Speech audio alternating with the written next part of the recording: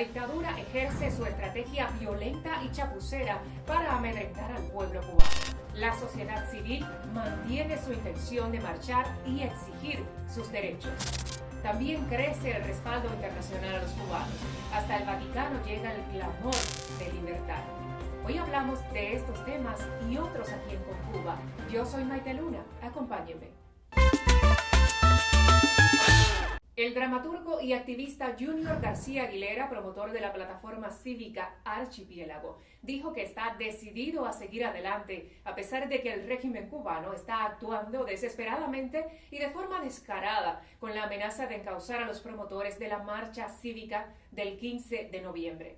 Luego de asistir a una citación que le cursara la Fiscalía Provincial de La Habana, Junior García Aguilera manifestó a la prensa su decisión de seguir adelante con la marcha del 15 de noviembre. También dijo en su cuenta de Twitter que lo que necesitábamos era, en lugar de órdenes de combate, urnas en la isla de Cuba. Es una situación para percibir esta palabra técnica que han usado, que no podemos realizar la marcha porque se nos ha notificado el intendente que la marcha está considerada ilícita. Y si insistimos en la realización de esta marcha, caería todo el peso de la ley, en este caso sobre mí, porque seguramente a los demás les están diciendo lo mismo en el resto de las provincias.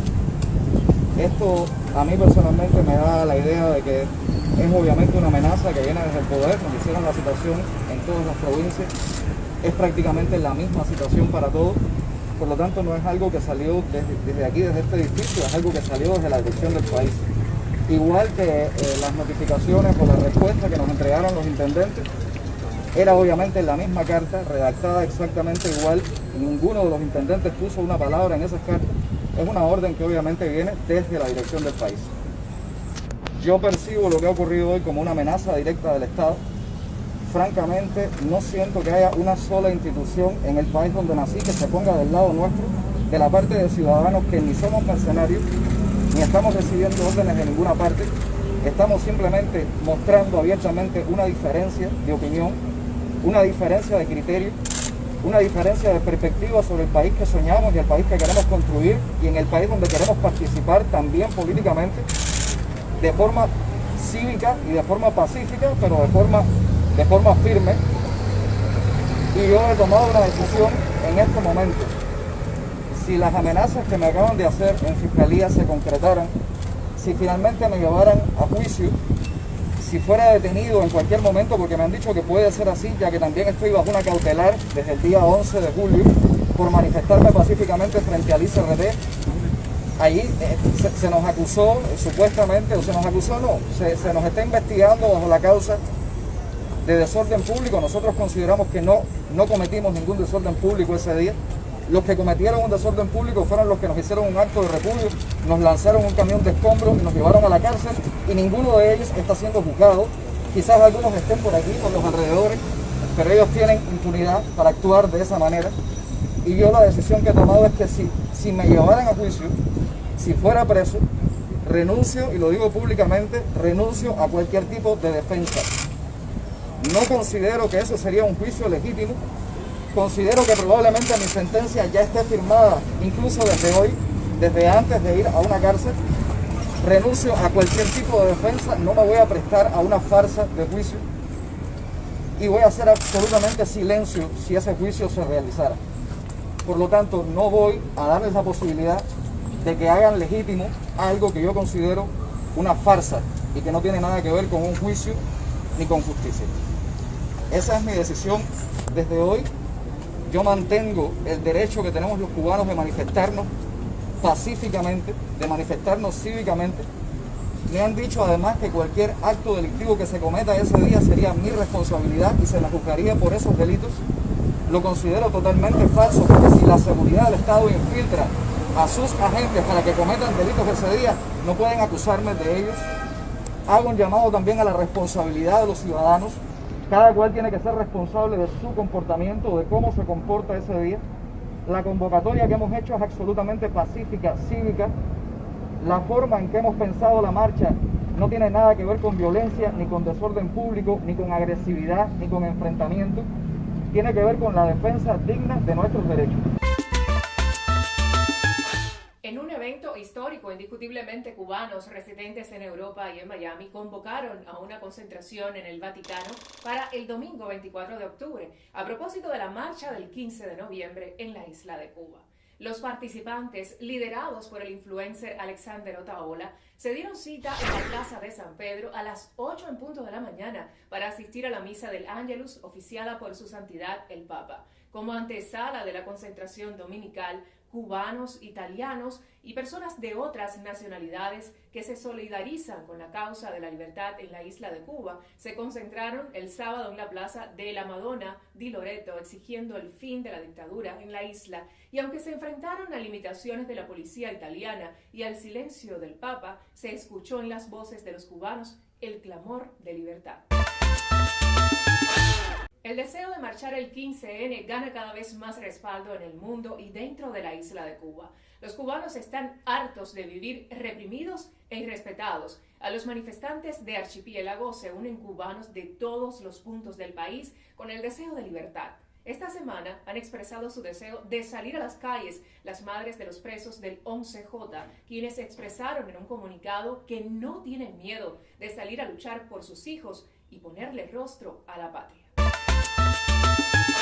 Recuerden suscribirse al canal de la Fundación en YouTube o también a la página de Facebook Noticias de Cuba Hoy. Recuerde que siempre esta es su manera de colaborar y soñar con una Cuba libre y próspera. Marchemos juntos porque no hay hermandad mayor que caminar unidos hacia la libertad. Y como es habitual en este espacio, siempre contamos con la presencia del periodista Rolando Cartaya, quien nos pone al tanto de las noticias más importantes en la isla de Cuba. En Cuba, el señor Díaz-Canel se da el lujo de echarle a Washington la culpa de todos los problemas que ellos, los comunistas, han creado. Y si alguien protesta, fusilan su reputación, acusándolo de lacayo del imperio, sin que la víctima pueda defenderse. Bueno, pues esta vez sí hubo réplica y de altos quilates a las manipulaciones del ingeniero en Limonada en la clausura el domingo del segundo pleno del Comité Central del Partido Comunista, donde, como es usual, describió la marcha cívica por el cambio del 15 de noviembre en Cuba como un intento de desestabilizar el país organizado por Washington y amenazó a enfrentar con energía a los manifestantes. Esta carta abierta a Díaz-Canel fue redactada por dos académicos disidentes, el historiador católico Leonardo Manuel Fernández Otaño, quien durante la visita en 2016 del Papa Francisco a Cuba le diera testimonio sobre la situación de los jóvenes cubanos, y el licenciado en Derecho y diplomado en Filosofía Fernando Almeida Rodríguez. Le invito a escuchar algunos puntos sobresalientes del documento. Sobre las acusaciones de cabecillas de la contrarrevolución manejados por Estados Unidos. Si tiene alguna prueba con la cual fundamentar sus afirmaciones, lo invitamos a que las exponga públicamente. Simplemente decidimos ejercer nuestros derechos. La única voz a la que respondemos es a la de los millones de cubanos y cubanas obligados a dedicar jornadas completas para adquirir productos cada vez más caros, en una moneda de que no disponen. La voz de las familias que han perdido seres queridos por la precaria condición de la infraestructura médica cubana, en la cual no se invierte lo que se debiera. La voz de los miles de trabajadores cuyos salarios no les alcanzan para llegar a fin de mes. La voz de madres, hijos y hermanos de los manifestantes del 11J, procesados cual viles criminales y sancionados en juicios sumarios sin debido proceso. La voz de la juventud que ante la falta de futuro se ve obligada a abandonar el país. La voz de las generaciones que se sienten traicionadas por un proyecto que hace mucho dejó de ser revolucionario para ser excluyente. Sobre las supuestas intenciones de desestabilizar el país. El que ha desestabilizado el país es usted. Nosotros no instruimos un reordenamiento económico que tiene poco que envidiarle a esos paquetazos neoliberales que su gobierno denuncia en Latinoamérica. Nosotros no acosamos ni apresamos personas por razones políticas. Nosotros no dimos una orden de combate lanzando cubanos y cubanas a una guerra fratricida. No hemos organizado brigadas de respuesta rápida para golpear a quien piense diferente. No hemos violado los derechos humanos y constitucionales de nadie. Nosotros no hemos puesto el país en pie de guerra para enfrentar a manifestantes pacíficos. Sobre la preocupación por nuevas sanciones internacionales al gobierno cubano. Ha sido su accionar, presidente, el que ha servido al país en bandeja de plata a nuevas sanciones. Si quiere prevenir que la comunidad internacional acuse y condene las violaciones de derechos en nuestro país, existe un método sencillo. No permita que se violen derechos impunemente y reconozca el disenso político. Si quiere evitar que en foros internacionales se califique al país de dictadura, conduzca a Cuba como el Estado de Derecho que la Constitución refiere en su artículo 1 y respete las voces de la nación que exigen un cambio.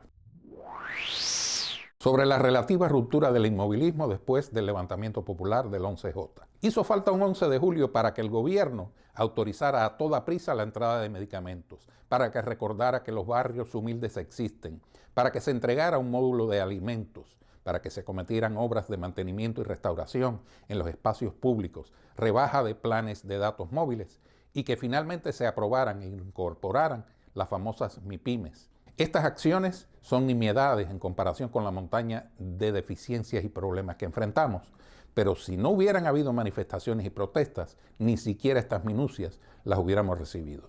El pueblo ya sabe que contra la desidia solo cabe la protesta. El 15N no será la última que encontrarán en su camino. Sobre la violencia que se anticipa contra quienes salgan a marchar el 15N.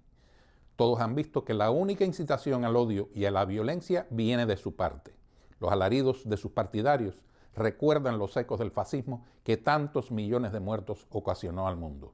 Nos oponemos a estos métodos y los denunciamos. Nosotros pondremos el cuerpo y el civismo.